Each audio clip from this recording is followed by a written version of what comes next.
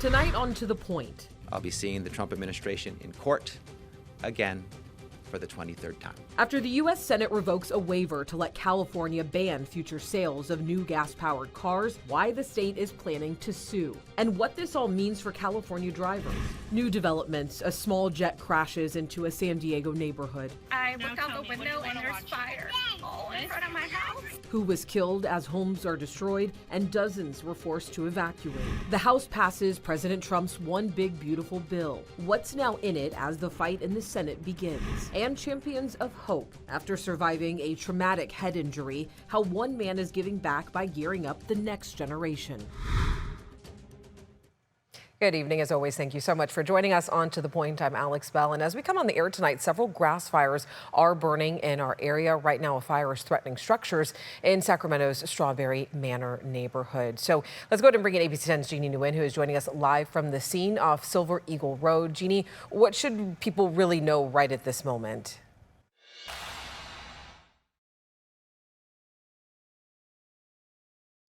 Are actually mopping up the final bits of this fire right now, but I'm going to step out of the way so you can get a closer look at what they're doing. This fire started just after 4 p.m. near Norwood and Silver Eagle. This, like you said, is in the Strawberry Manor neighborhood. Now, fire officials say that wind did play a role in spreading the flames. It didn't help the firefight at all. And on top of that, this area is surrounded by a lot of tall and dry brush that added on to the firefight. Luckily, crews were able to put out the fire within 45 minutes of it starting. So the final tally is that 20 acres were burned, 2 outbuildings were burned to the ground. Luckily, there were no injuries. And because this is a heavily populated area, investigators are on scene to look to see if there are any potential of this being an arson as a potential cause. You know, I did see some arson investigators walking around earlier investigating the scene.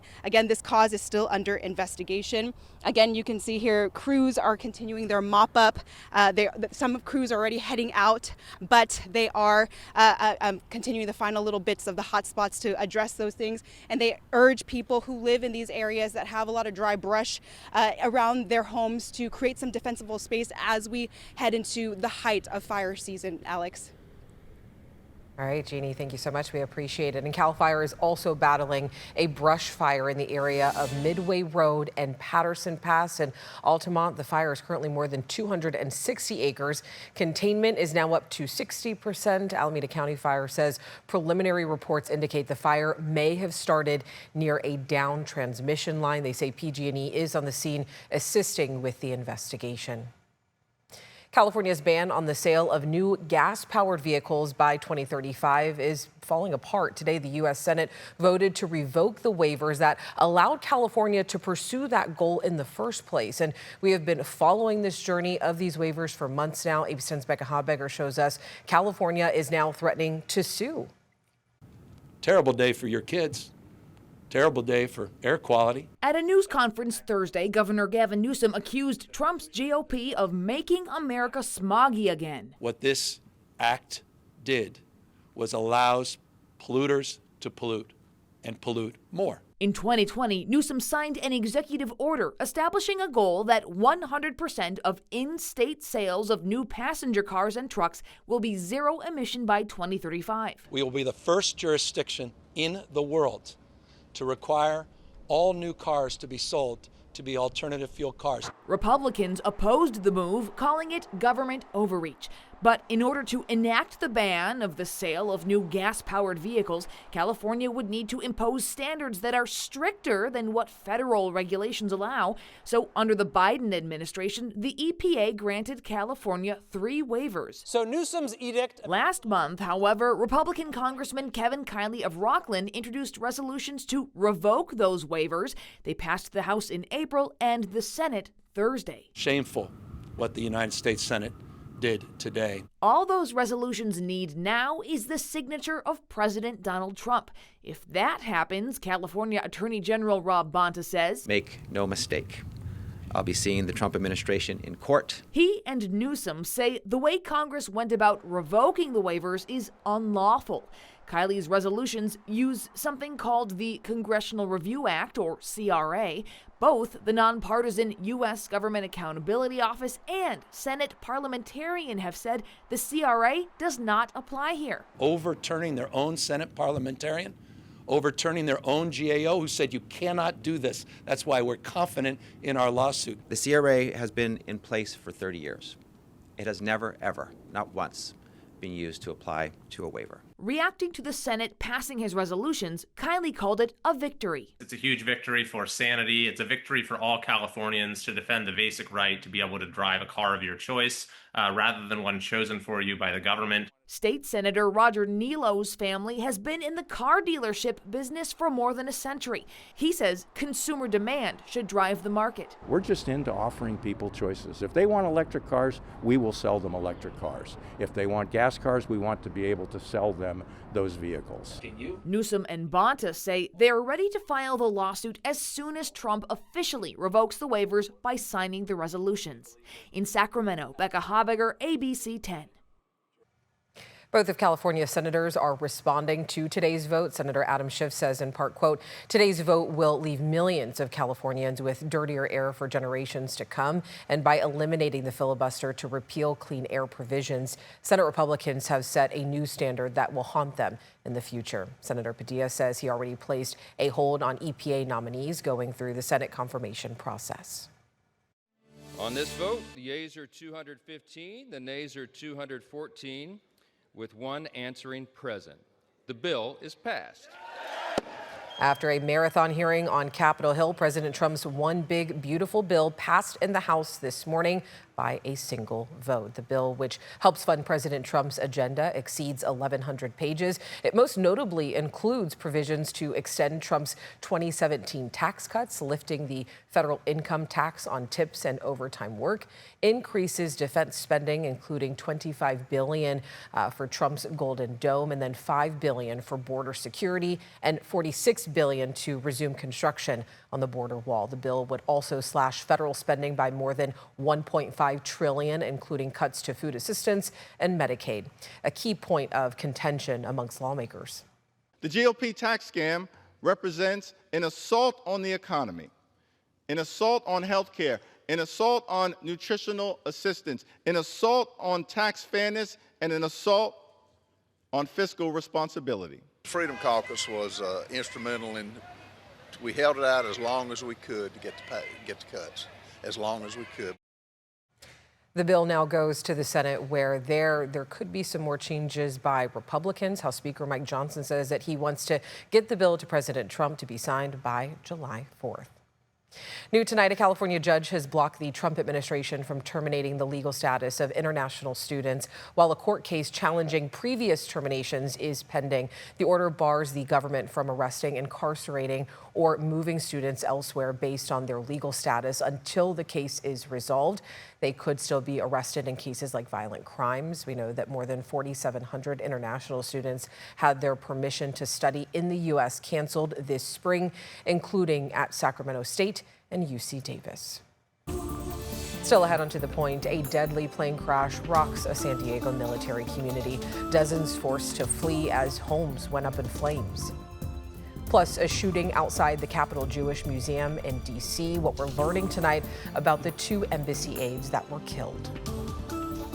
And a very nice holiday weekend is just around the corner. The average high is about 82, 83, and that's where we're going to be Saturday, Sunday, and Monday. The forecast details coming up after the break.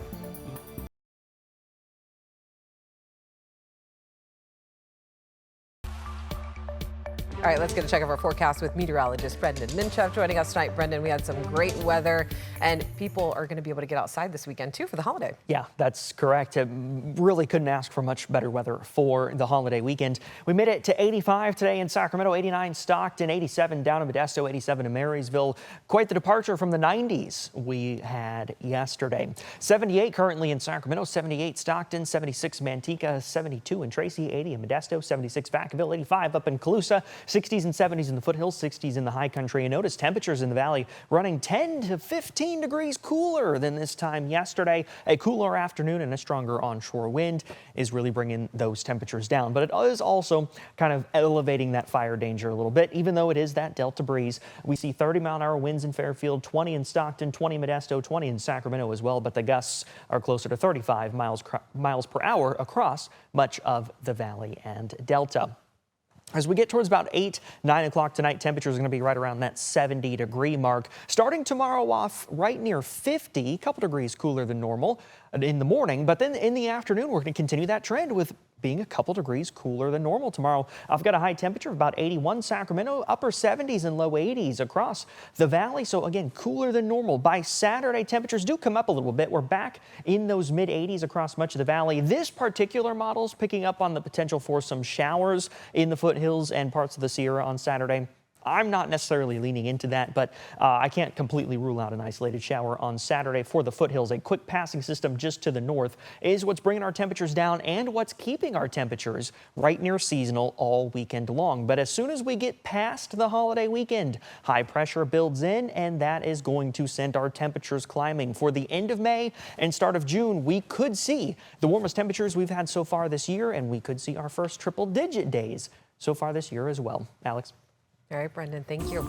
Next, on To the Point, a first-of-its-kind task force forms in Sacramento, how it's helping to solve a crisis generations in the making. Plus, a plane crash rocking a San Diego military neighborhood, the deadly impact and emotional stories of survival.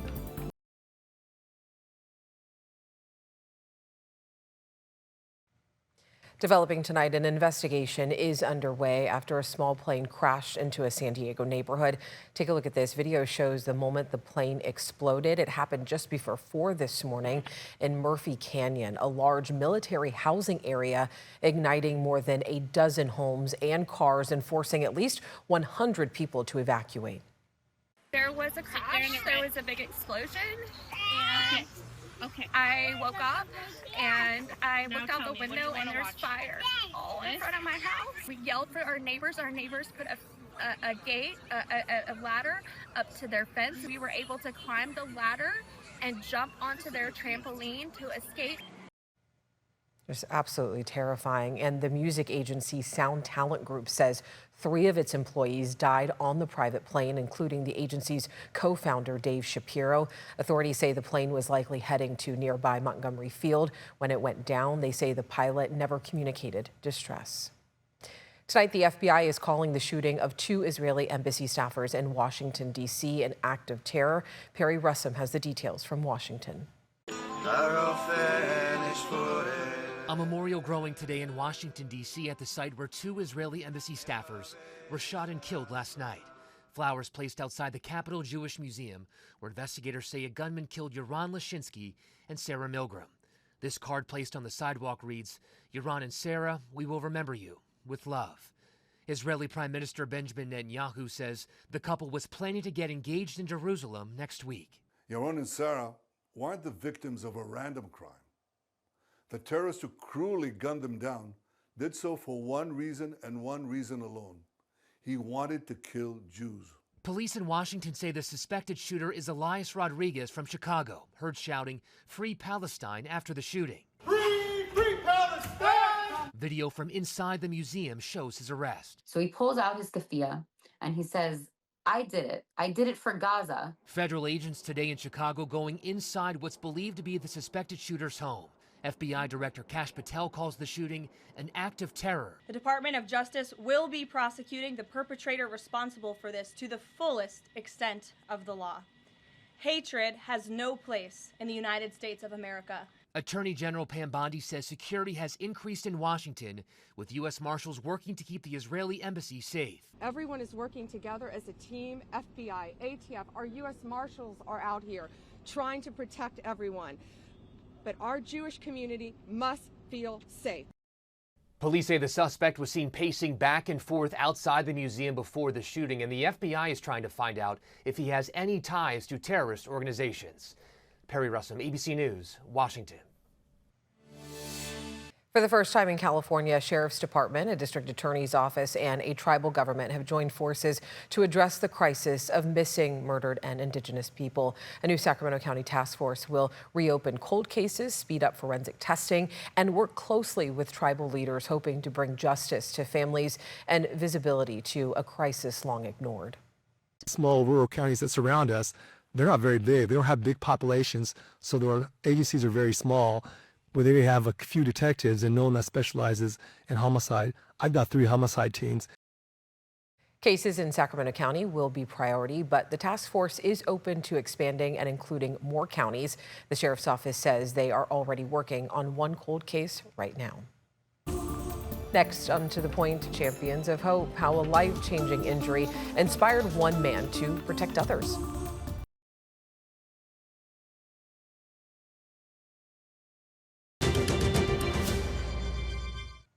Well, we know that news stories are filled with challenges and hardships, but incredible things are happening each and every day.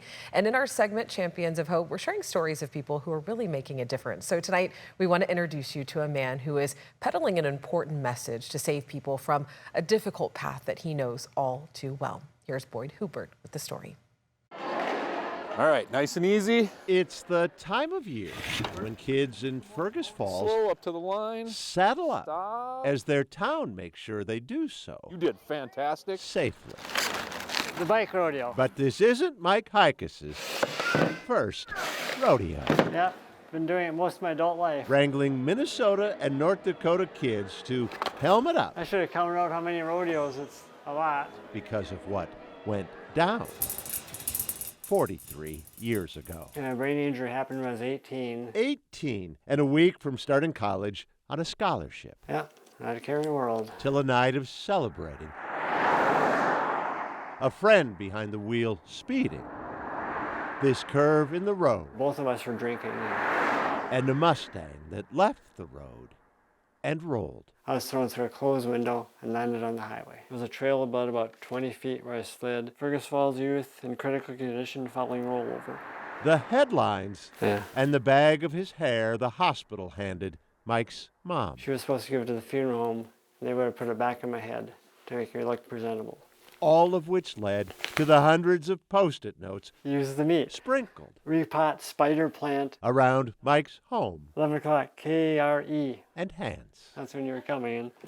Such is the life of a brain injury survivor. Otherwise I'll forget. But then, so is this. Promise to wear it every time you ride bike. When his brain injury kept him from driving, Mike started biking. Big boys wear helmets. That's Yeah. when Mike began noticing kids riding You're fast. without helmets. You live through a brain injury. I don't want to see anybody else have a brain injury. The brain injury survivor Yeah.